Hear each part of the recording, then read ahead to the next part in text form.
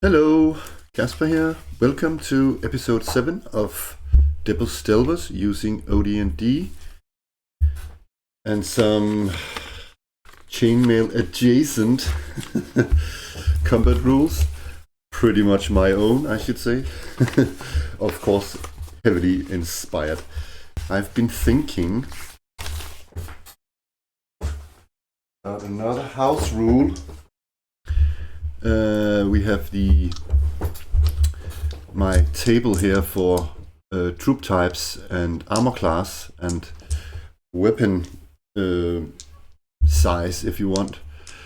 So I explained that in the last video, but what I thought we could do, let's start with 6+ armored weapons versus lightfoot. It requires a 6 or more to hit. That would be, instead of rolling 1d6, I'm thinking about doing it like this. 2d6, take the lowest, -1, but minimum 1. 7+ would be 2d6, take the lowest die. 8+ would be 1d6. 9+ would be 2d6, take the highest. And 10+ would be 2d6 plus 1. 2d6, take the highest, plus 1. Yeah, so that is the idea at least. And I said, I think in last episode that I wanted the fighting capability to be the plus to be damage, but I think I regret that and say it's to hit actually. So these are the new damage rules. I haven't made the table for missile weapons yet, but it's more or less the same, so I can just use this. Anyway, but that is the idea about damage. It's only an experiment. So that was one thing I wanted to touch down on. The other thing was this, because the idea is that we go out and do some exploration. And I've been prepping earlier today because I thought that my idea was that we sort of knew where all the things were within this area, but I want to change that. So we do probably know where the wizards' towers are, and we do know where the sort of the nearby castles are, but the lairs, the players don't know that. Same goes with the dungeons. So maybe there's some small dwellings they don't know about either. But so instead of me planning from going from Tilly's Bottom to, let's say, down to the Frogmen lair, which is a whole other story I prepped on, because in OD&D there are no frogmen, which is sad. I did some digging and it turned out that in Fiend's, what's it called again? Fiend Folio from Advanced Dungeons and Dragons 1st edition, and maybe also in the following editions, that we have the Bullywugs, who are sort of frogmen. So yeah, let me show you the little devil. I have a picture of one here. So you can see these frog guys here, and I rolled actually their lair because, yeah, the problem is with generating lairs beforehand is that you actually, the way you normally would roll it in OD&D is that you have the percentage in lair number, and that is actually if you have an encounter and you roll the percentage die to see if we encounter them in a lair. But this also means then that we can possibly find more lairs than we have on the map here. And I thought I wanted it more, exploration than them just going somewhere. So that is the idea. We're still caught in the dungeon, and there are still 2.5 hours or so till the elevator works. So we're going to take a look at that first. This is the situation at hand. And one thing I read up upon is that so I had to change a few things because I discovered that you can't. I thought that when you sort of, let's say our fighting men were level 2 and they got experience points all the way up to perhaps like equally to level 4, that I just sort of calculated the experience difference from level 3 off, but you cannot go on a delve and level. And that actually means that you sort of stop. Let's say our fighters were level 2 and we got to level 3, we would actually not get XP after level 3, and they don't even level to level 3 in the dungeon, so you would have to go back, and whatever experience points they earned after, you know, the 3 level mark, or level 3 mark, that was just wasted actually. I think that's okay because we do level quite fast with the OD&D system. So, but I can tell you that we should, our wizards or magic users have really benefited from that because they're really high up on experience points. And both our 2 clerics and our 2 fighting men are actually now level 3. They're ready to become level 3. They are not level 3 yet. So we want to get out of this dungeon pretty fast. And I thought about this. We could either just go down back to the elevator and wait for the elevator to come down, or come down again, or to work again, but we would have to roll a significant amount of wandering monster rolls. We could do that. We could also make better use of the time. I don't know, explore some more, get some more treasure, although the treasure wouldn't grant us any experience points. Yes, they would for the 2 magic users. And that is not a bad thing. So I don't know really what to do. Maybe I should make it a die roll. I don't know. Do they explore more in the hopes of getting some more experience and some more coin, and hopefully find some stairs up? That would also be really great. Or do they simply go down to the elevator room and sort of fight off monsters that come wandering? So I'm going to say that 1, 2, 3, we wait by the elevator, and 4, 5, 6, we explore more of the dungeon, but keep close to here. We explore. Okay, that's fine. That's fine. So we are here now. And let's get the dice up.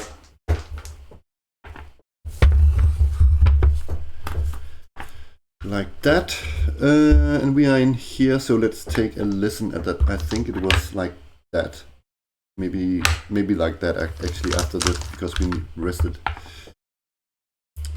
We let the demi-humans listen at the door first. We all listen at the same time, but I just roll for them first. Yes, if there is something, we hear something. So I'm going to roll what's behind this door. There is a passage. It's straight.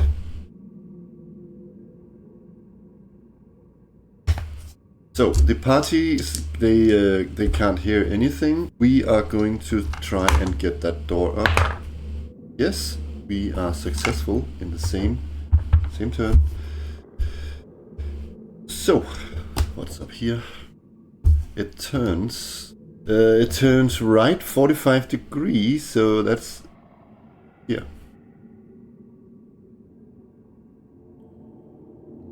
Not what I hoped for. 1, 2, 3, 4, 5, 6. Yeah, 6. So what happens up there? A side passage, D-table 21, and also passage width. Goes left 90 degrees, that is better. 10-foot passage. So it simply goes this way. That's 3 more, so we're up on 90. So we can go one more section before we have a turn. Because we're on 120. 30, 60, 90, 120. Yep. So stairs. Whoop whoop. Let's hope they don't go down. I'm crossing my fingers here. Okay. It's actually not, yeah. I don't know how to judge this. It's actually a trapdoor. But the question is this a... This is a trapdoor. Didn't we roll side passage before? So actually, I think I'm wrong here. There's a side passage. It actually continues here. We are not going up there, but it's just nice to have it drawn correctly. So I'm going to say that these two corridors here are connected. Question is this actually a trap? It's not rolled on the trap, or is it just an obvious trapdoor in the floor?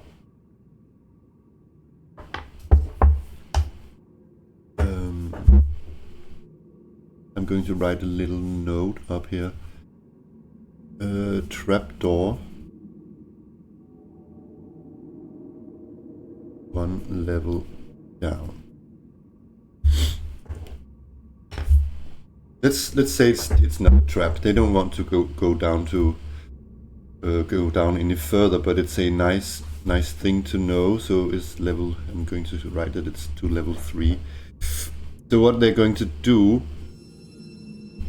is they go back here, and when they go back here, we're going to roll a Wandering Monster roll. Haha, we have Wandering Monsters. Let's see what we have. Ooh, that's not good. We have table 4. Ouchie. We're going to run from this, I guess. You're sort of trapped.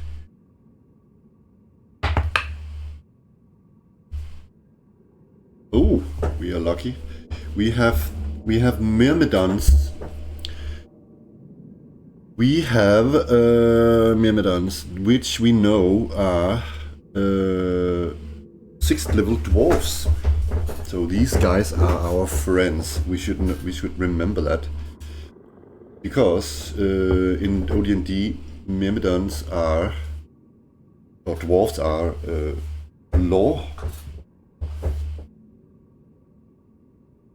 So that's quite okay. I don't think I even want to do a reaction check actually on these guys. We have, how many are there? Let's say that there are possible of 2. I'm going to say that's a 4-sided, because we're on level 2. There are, oh, so there is only one myrmidon, one wandering dwarf warrior. Okay, hello. What should we... Yes, I think we can chit-chat with him, and it... Yeah, okay, yeah, we chit-chat with him, and then we chit-chat with him some more and rest there. And if we are now attacked by wandering monsters, we are going to have a level 6 warrior with us. Which is pretty insane. Oh yes! Oh yes, we're going to have a fight with a level 6 warrior. Unless, of course, it's another myrmidon. Or whatever. Okay, we are going to roll again. Oh my god. One is better. One is table 2. Zombies. Maybe he was getting chased by zombies. Maybe from up here. Only Fugo got hit a bit. You know what? I think it's a bit confusing with the damage stuff. That confused me. You know what? I'm not going to ditch it. I'm going to leave it where it is now in my document here. So that fight over. That took another turn. So we are actually on the 3rd hour now. And 10 minutes. They don't have any treasure in anything. In this fight, actually, I think, let me see the two magic users, because, yeah, they actually, when they come out of this dungeon and have a night's rest, they are actually level 3. Wow. Okay. So, honestly, I cannot remember if we used Cure Light Wounds last time. I simply cannot remember. I should remember to note that, but I was just thinking about we could offer a Cure Light Wounds to, let's say we didn't have one, and let's say we heal him up, so he's really happy. He says he gives us his hunting horn or something. I think because we healed him, we can call for him in one more fight or something. That could be funny to have that. So Horn of Fugal. So once we get in danger or something, we can roll on a die to see how many turns it takes for him to appear. That is a great idea, I think. Okay, anyways. Fugal is going to say bye-bye, and we say bye-bye to Fugal, and I don't know, he goes down this way. Hopefully he doesn't take the elevator. That would be annoying. Okay, I think we should start. I think we should head back here. I forgot we spiked this door. We should spike it. We should really remember to spike these doors. Let's see, how do we get... That is really annoying, we have to go all the way this way back. Because there's only one door here, and that's a secret door, so... Yeah. Okay. So 2 doors we need to spike here. So let's go back, actually. We go back, so that was, let's see, 3, that's 60. Let's just get this door up, right? Yep, we get it up. Go down here, that's 90. One more. Yep, we get it up. Let's say it's now took a turn. You have any wandering monster? Nope. We are now here, we go... Yeah, so here. 3, 60, 90, 120 here. No wandering monster. 3, so 30. Plus 30. 60 plus that's 80. And then there's a door here, I don't think we... Nope, that was no success. Nope. Oh my god. Yes. Oh, we need to roll for Wandering Monster. We get this door up, but we have to roll for Wandering Monsters. And it's now spiked. I need to mark off 3 spikes. From someone with spikes. It's one of the fighters.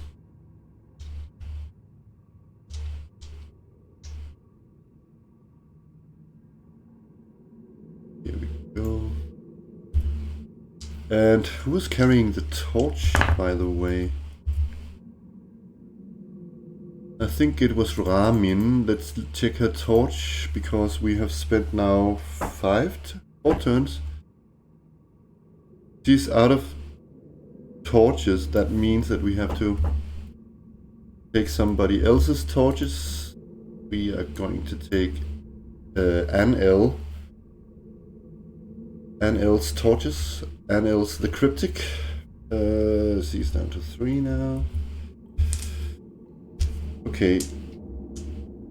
It's been on the same delve we've been here, so there's no restocking in this room. We take the next door, which we're also going to spike. Let's just... Yes. Whoops, we really get it up. Oh, I have an idea all of a sudden what we could do. You know what? We could count the pips on the dice. Not if we have a success. Should we say that? Could we count it in pips? The number of rounds it takes? That is I'm going to write it down as an idea. Somewhere in my document. 1 sec. That sounds... That seems... That could actually work, I think. Okay, never mind. We got in through here. So... 30...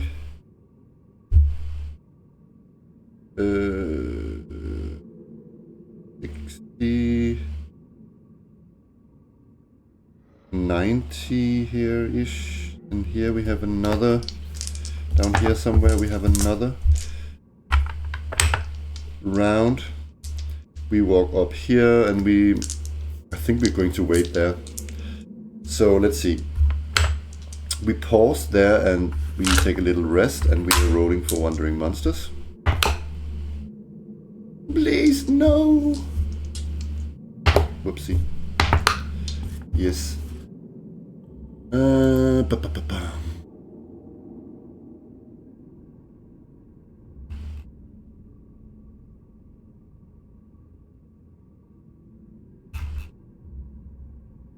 Where is it?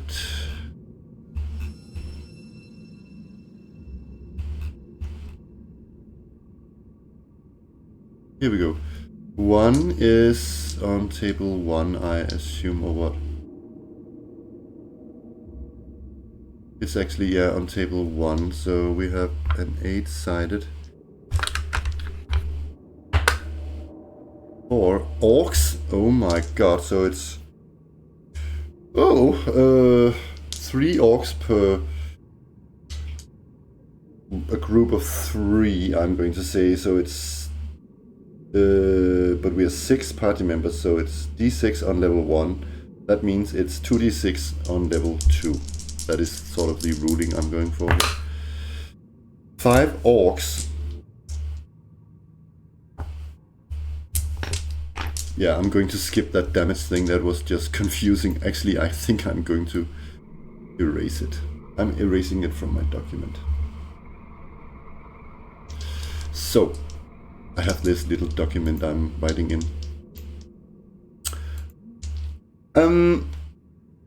What should we do? I think it's Debbo with her mighty tanky armor. She's going to step up, so we're going to have Hanzo. That is an H.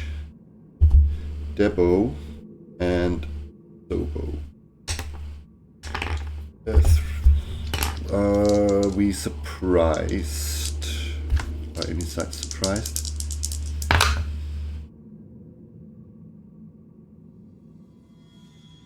You know what? Instead of doing this, I have another idea now for my book.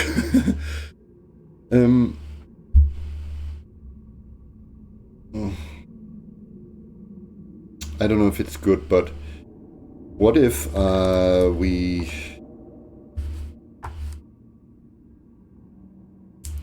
what if we roll 2d4 And if they are within our light source, we are not surprised, but I guess they are still quite close to us. I don't know. Let's just do it by the rules. Any side surprised. Blimey, we are surprised. So I'm going to say it's 2d6, then we roll a 6-sided, and then I think that's the ruling. So 40 away, but 1 and 2 is 10 yards closer. And what was it again? I keep forgetting that. Okay, so the rule is that we are surprised, and they have a free segment or free turn. But we're going to roll how close they are, because we need to figure out if we are going to flee or if they are going to flee. So it's quite important now. We are going to do a reaction roll as well. I think it's orcs. So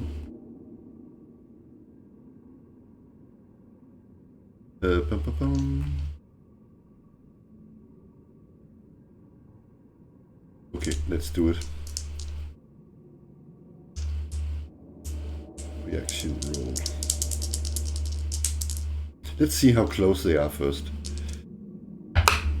So they are within they are within 10 feet of us. Wow. So that means we cannot just run at the same. Yeah. Also, are they going to? What is their reaction? Are they interested in us at all? I mean, it's not. They're not necessarily interested in us, you know. So let's see. 7 is an uncertain reaction. So what I'm going to say that negative is sort of, you know, attack mode. Uncertain reaction, I'm going to sort of say that they might leave, and 9 to 12 is sort of a positive reaction where something positive is coming out of this meeting.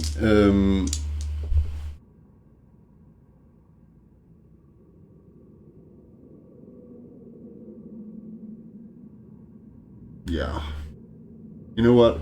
I'm going to say that they sort of whoops, whoops, whoops, we got too close, let's bugger off. And we're certainly letting them bugger off. Was that the first? That was, yeah. All that took a turn. Yeah. So at the end of this hour here, the elevator will work again. Okay, let's wait some more. Any wandering monsters? Oh. Nope. Break. Nope. Okay. So it's now, let's see, 5 plus 1, so that's 6. Started at 9, so it's 3. So it's 3 o'clock in the afternoon, and we come up to level 1 of the dungeon. There isn't going to be much time for wilderness exploration in this. We take the elevator up, come up here. So let's see, 1, 2, 3, 1, 2, 3, 4. I think I spiked this door last time. 1, 2, 3, 4, 5, 6, 7, 8, 9. Okay. Yes, we get the door up.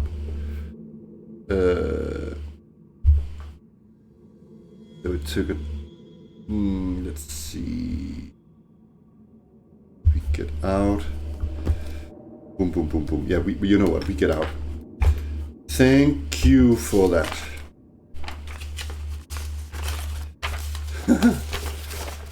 Whoop. And we hurry back to... This is... Okay, a lot of stuff now. We hurry back to the Thirsty Hole. And we order... And we look really smashed and tired, and the barkeep... what was his name again? Ward can see on our faces that he needs to give us free drinks or something. It's funny that Ward is kind of funny guy who knows a few magic tricks. I also forgot that the interior decoration are naughty drawings and flags. That is so funny. I love it. Okay. Anyways, oh yeah. We have the scroll, and our party does not know that this is a cursed scroll. And we are going up, we're finding she's probably serving at the moment. 3 o'clock is sort of, I don't know if it's the most busy hour of the day, but she's probably serving some customers. So we making sort of signaling to Gilda that we found something, and you can see sort of a relief on her face.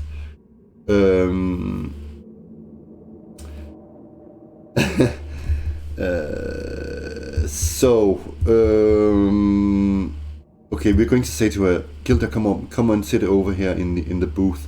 We found this. It might be very valuable to you. It's a magic. It's a scroll with magic. Written in a magical language. None of our magic users has the ability to read it. So yeah, and we are handing her the scroll, and she is going to accept it and puts it in her. Next time we meet her, when that scroll goes off, she's just going to summon orcs. I don't know. She gives us payment, and that was 2,000 gold actually. So I am going. Where did I write that? Oh yeah, I had one of the characters were carrying it. We actually were carrying so much gold actually that I actually should have checked encumbrance. Let's see who carried it all. I think I'm made. Who was it? It's probably Debbo, right? She's the group leader. Yeah. She has 5,590, and you can add 2,000 to that. So now, wow, we have gold now. We have 6,590 gold pieces. It's actually not in gold pieces, but we're just going to say that that's the easiest way to keep track of that. And I think Gilda sort of smiles to us, and she sort of runs up and says to Ward that she needs 5 minutes or something, and then she runs off. Bad. Okay. I mean, the party doesn't know that you're not giving her an acceptable item, right? I mean, they don't know.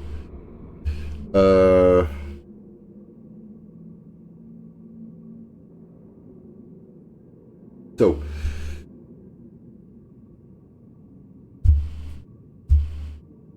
Okay.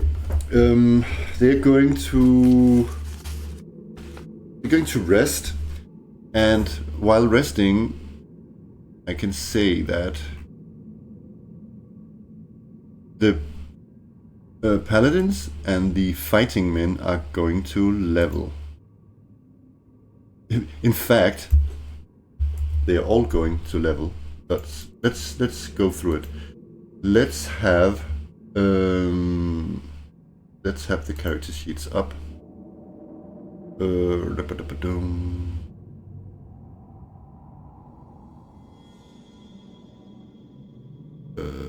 Who have we here? This is Lagior. Let's just take them from start to finish. So, when do their saving throws actually go up? 1 sec, I'm going to check that. I'm going to check that last. Scratch that.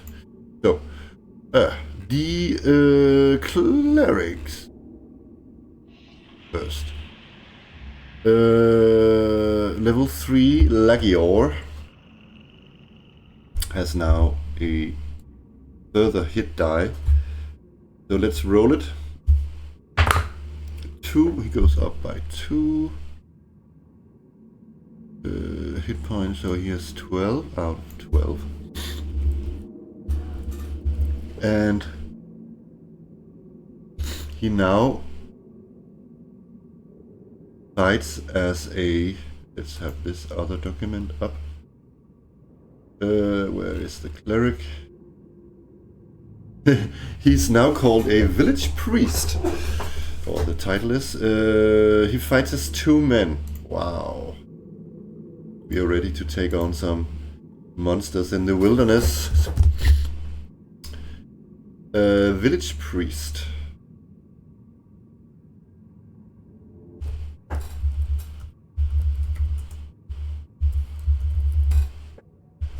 And he's level 3.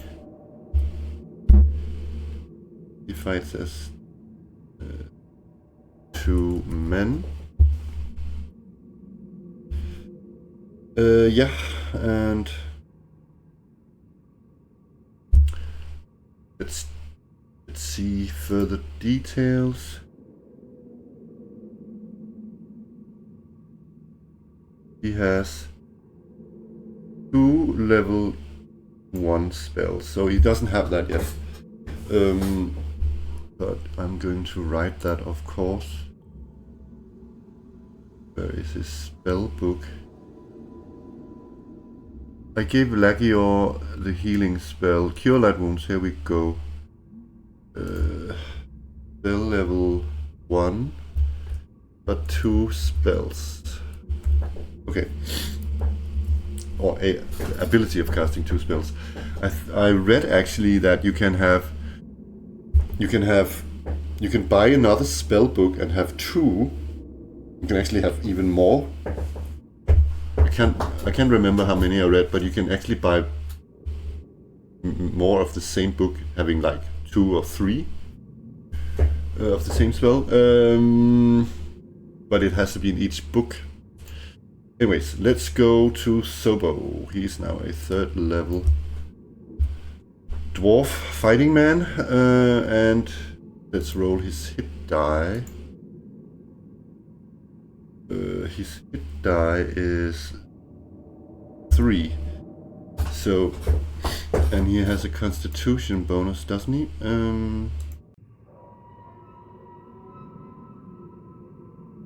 +1. Come on. No. I just rolled a 1. Okay, I've been quite lucky with his other rolls, so he has 14 now. Okay. So he fights as what? He fights as 3 men or hero -1. Nice. 3 men, or he can actually take on a dragon now. Hero -1.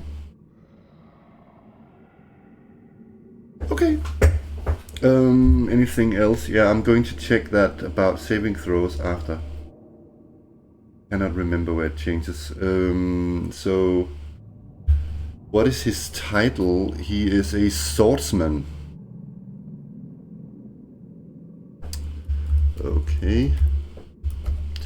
You know what? I can do this off camera, so yeah, I'm going to do this off camera.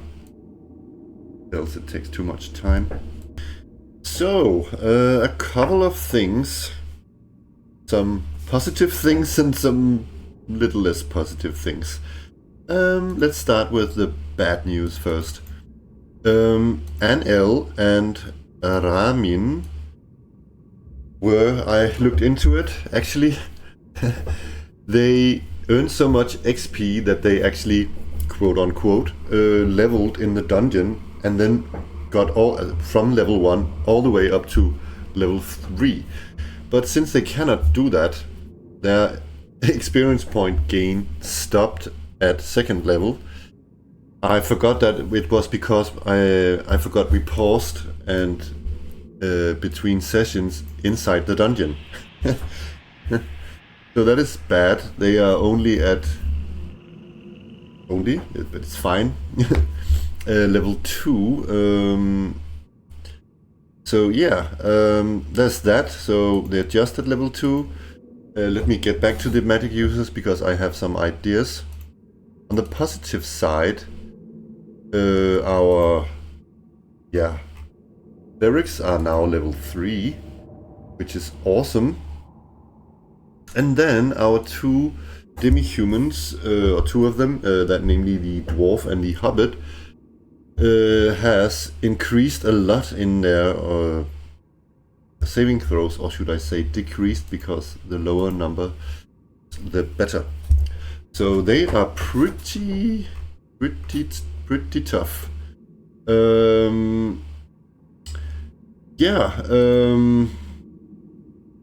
Okay, we have a lot of gold now. Actually, again, let me state it. We have 6,590.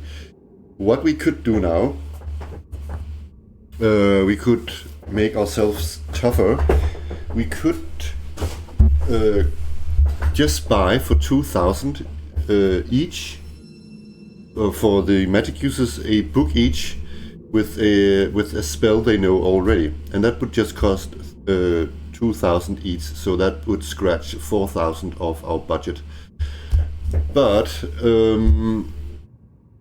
we could also do another thing, because I don't have one-on-one time. So what we could do, we could have them research for another spell, and that would take a week and cost 2,000 as well for each of them. And I think that the clerics are going to do the same. I think. But then we would spend... Yeah, I think the clerics in this game, in OD&D, also has to research, which is a bit weird. I need to get used to that. Let me have a look at spellbooks again. Cleric spell list. Is there anything there? No, it's just a spell list. I think it's the same stuff for yeah. That's how it is. If they want new spells, it costs, and that's just how it is. You know what? Time doesn't really matter. We can. I mean, we don't have one-on-one time, so we can get them to research. What it would cost us. Let's see. Did I say 4,000? I meant, of course, 8,000. We don't have 8,000 if all 4 of them should get a new spell. So what can we do? It would be nice to have at least one more sleep spell. So I think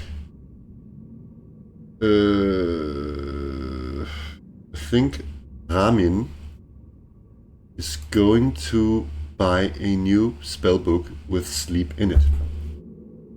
So Ramin would have let me see. Now sleep spell times 2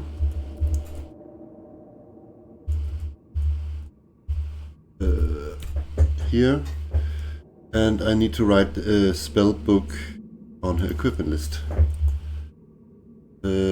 Spell book with whoopsie sleep,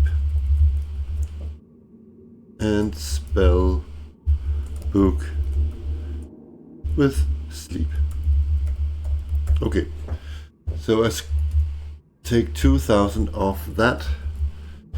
So 2,000 of that, that's down to 4,590. That was nice. So maybe one of the clerics would have one more heal spell as well. And I think we should do that. I think this time, so we are going to wait a week, but I think this time it's going to be Debbo. So Debbo researches Cure Light Wounds. So we're going to say that there goes a week. So we get into, we now have the 27th of June. I'm going to say there's just 30 days in each month or something. I don't know how to do it. So we're going to the 4th of July. Spell research. Cure Light Wounds.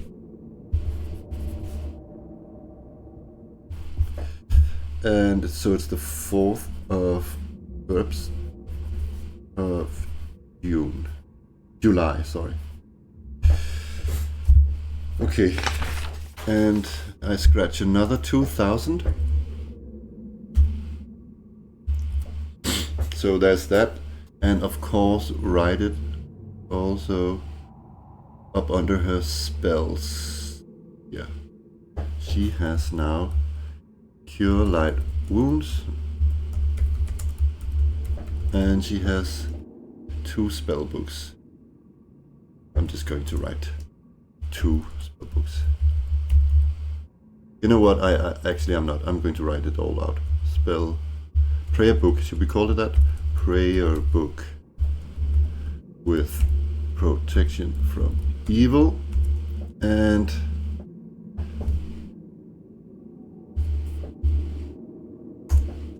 one prayer book with Cure Light Wounds. Okay, that cost a bit. So, where did?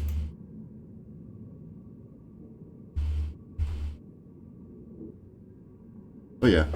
So we have 2,590 back. Because my idea was to go exploring in the wilderness. We could use some more men. So I'm going to pause the video while I look that up. We're going to hire some people. I just found a funny sentence in the book. Perhaps in the original one I'm looking at Graveharp at the moment, but this one is it takes the bill. In addition, the charisma score is usable to decide such things as whether or not a witch capturing a player will turn him into a swine or keep him enchanted as a lover.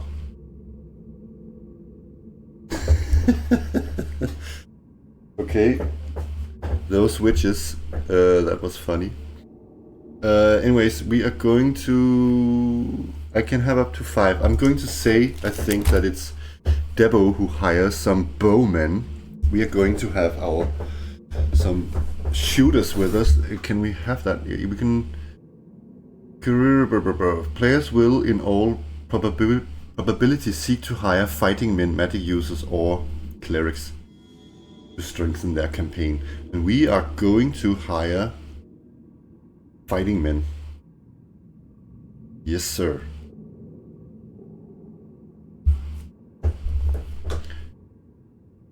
Let's see. Okay, so there are really different kind of sort of hirelings. There are retainers. Let me just see. Which are sort of... They're just low-level characters. And then of lowest level, blah blah blah. And then we can also hire retainers.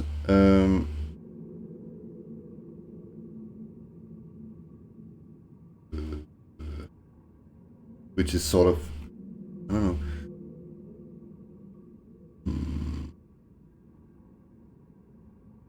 Yeah, there's this loyalty score thing, blah blah blah, and then also we can hire specialists or mercenaries, and have different kinds of mercenaries. And let me see.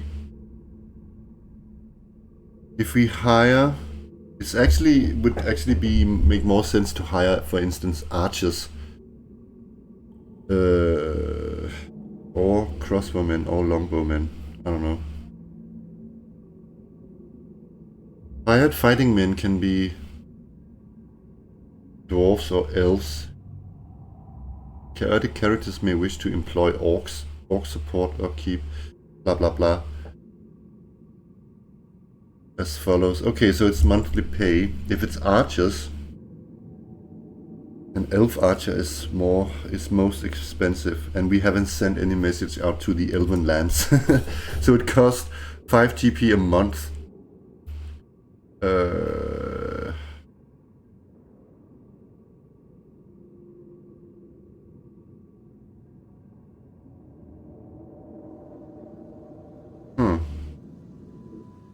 So as I see it, they must be of the lowest level. Yeah.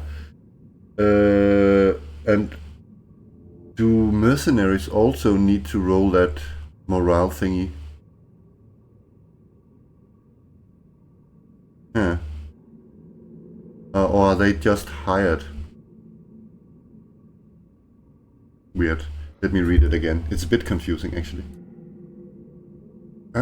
It's a bit weird. If I read this passage here, it says, in order to hire either one of these classes of persons, it is necessary to do one or both of the following.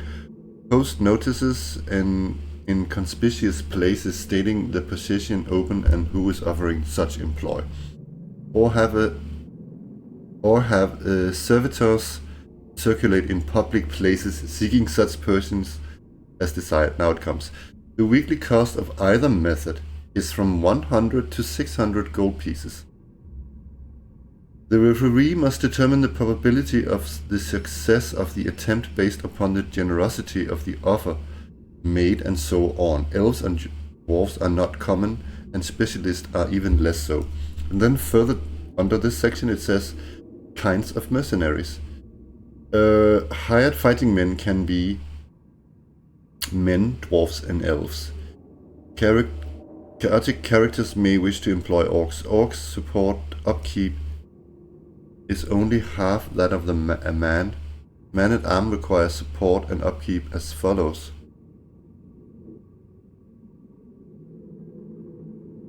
Man-at-arm. So there's something called man-at-arms as well. But oh, so man-at-arms is, I think that is when you have your castle, isn't it? I think so. So it's okay. Or when you have your, what you call your base. We don't have that yet. The way I see it is we have to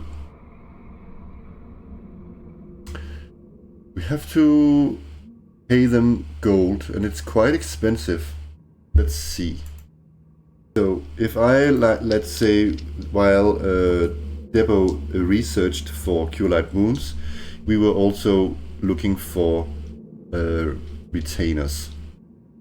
So the way I see it is that each attempt cost 100, and I think it says all the way up to 600. And I guess if we are not successful with the die roll, I think the 600 gold pieces will suffice. So it's kind of, let's see, I'm hoping for at least 2 men, and we're going to have them to be fighting men with bows. So, okay, let's offer here. So I think I could add my charisma. Yeah, I think so.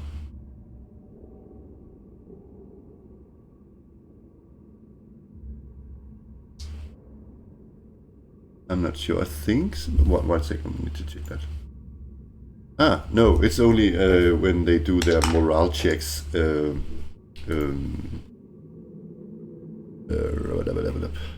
did it go now?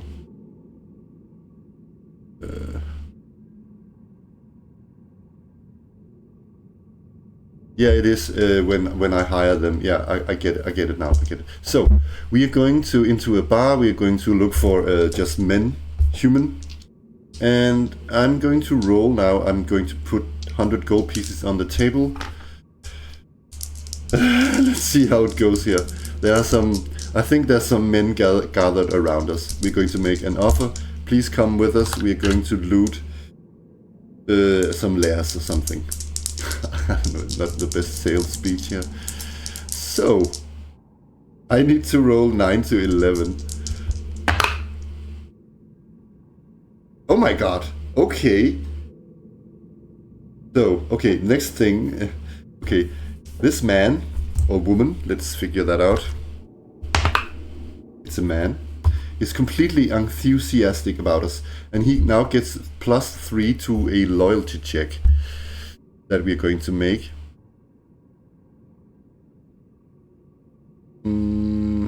Right? Let's see. Or is it only when...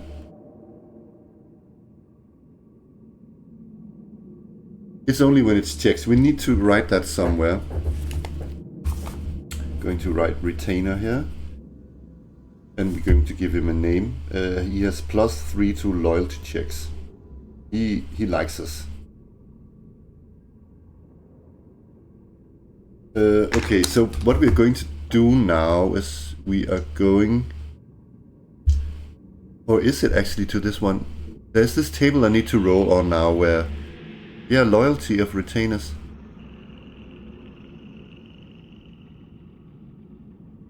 Yeah, it is. I do need to... I do need to add this... No, I'm a little bit excited here.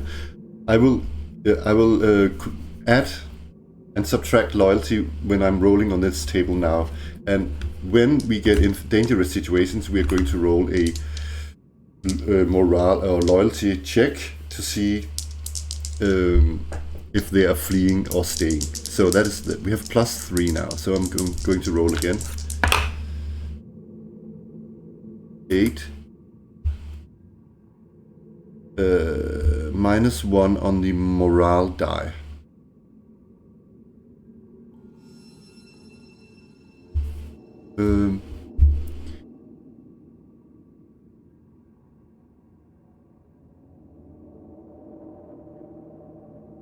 The loyalty, okay, so it's +2 to loyalty checks, I guess. It's a bit confusing.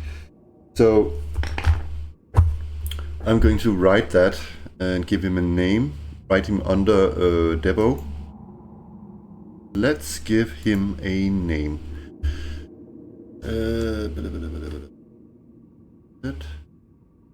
He's human, male.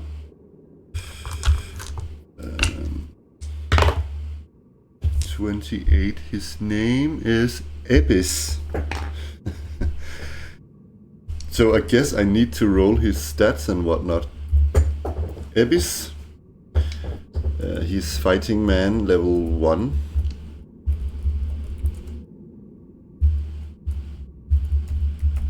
And we're going to give him a bow, and he has a loyalty +2 loyalty. Actually, this is under normal circumstances. This number is unknown to the player characters, so they don't know how loyal they are when they hire them. So he costs 100 gold GP per month. And then we have, let's roll the, and I need to actually subtract 100.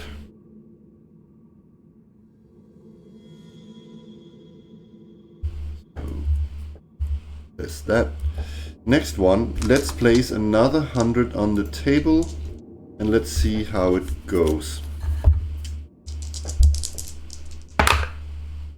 Oops, that's not so good.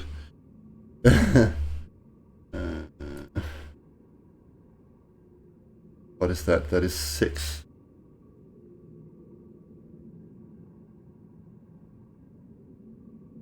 Uncertain. Okay, let's place another 100.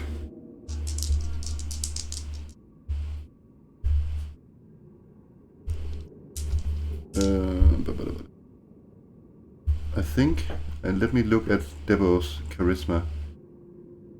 Yeah, loyalty base +1. I need to remember that. I have a loyalty base of +1. So, actually, let me just see the rules here again. If I have a loyalty base of...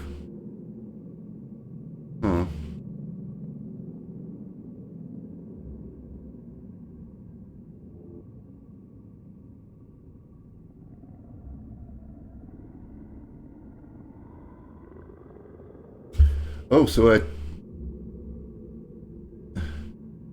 do need to write the score down. I rolled an 8, but it's +1 loyalty base, average moral die.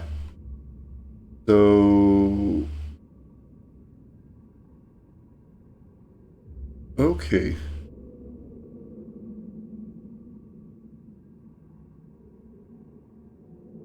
Okay.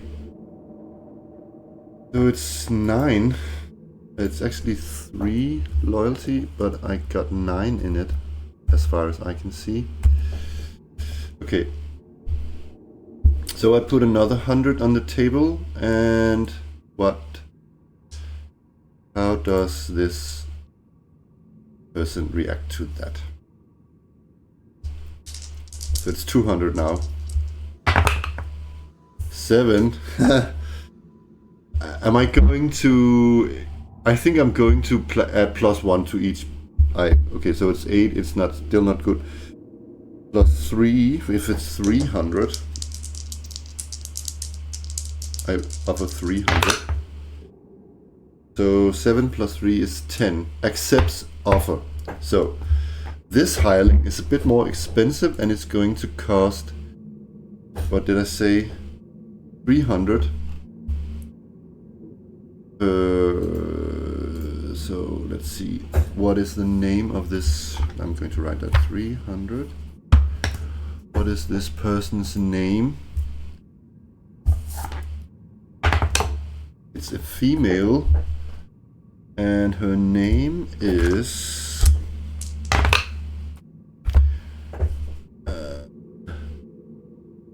Brigantia. Sounds like a romantic bandit name. Brigantia. Okay. Brigantia. A fighting man. And now let's roll her loyalty score. Her loyalty score is... Where did it go?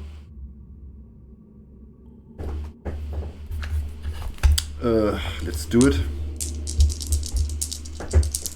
I have +1. No, what was it again? It's a bit confusing. Is her charisma to the loyalty base? Then it must be to the... Yeah. The number here, over here, so it's not to the... Okay, that is shite. Okay, that is shite.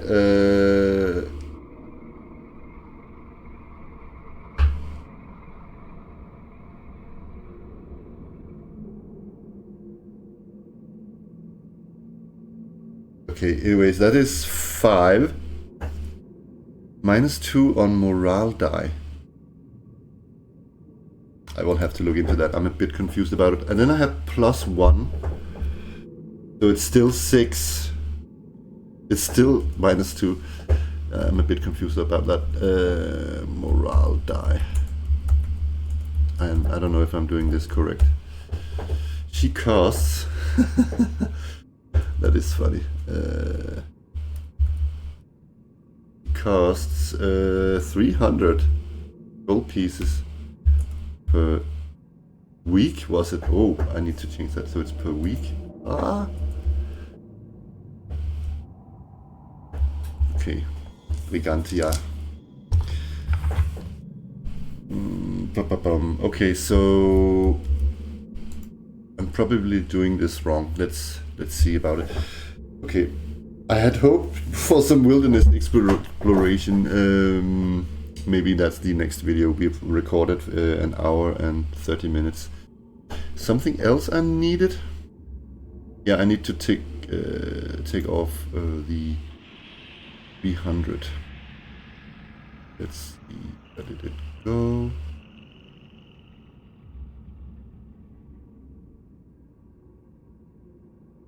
So here we have 2,190.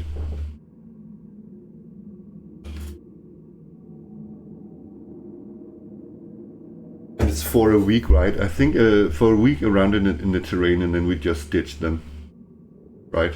We're just going to hire them for a small period.